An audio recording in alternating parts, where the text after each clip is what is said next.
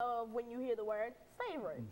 Now, when most people think of, it's just like the regular stuff, you know, get beaten, etc., mistreated, but it was so much more than that.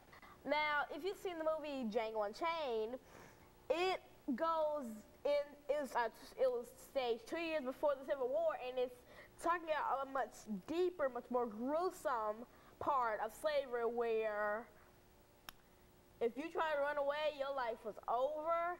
And just much more gruesome, the things they used to do to African Americans back in those days. And basically, yeah. And so I think the way you try to tie this in is that the presence of slaves simply created a fear among the population, and that fear prompted this idea of gun violence. Is that what you're suggesting?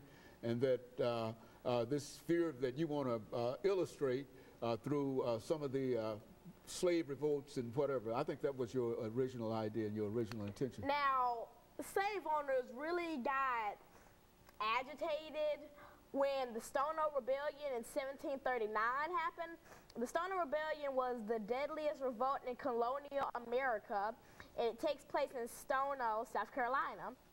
Armed slaves started marching to Florida towards freedom, but the insurrection is put down and at least 20 whites and more than 40 blacks are killed. Now, this is one of the insurrections and rebellions that we talk about. And of course, this kind of activity, you're saying, created a real fear among the population in terms of these rebellions, and therefore there seemed to have been a need for firearms and a need for protection. And so when you talk about slave violence and guns in the South, is that what you're suggesting?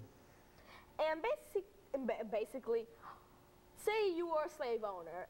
If you just experienced that turn of slave revolt, you saw all those slaves armed with firearms and guns, and you turn around to one of your slave workers, you at least have to think about, what if they did that to you? Now, the slave owners were scared for their lives, so they made it even more. So they locked down the slaves. They made sure they had no weapons. They had less communication to other slaves. Okay, and of course, let us take this first commercial break, and we'll be back with our audience following this very, very short commercial break.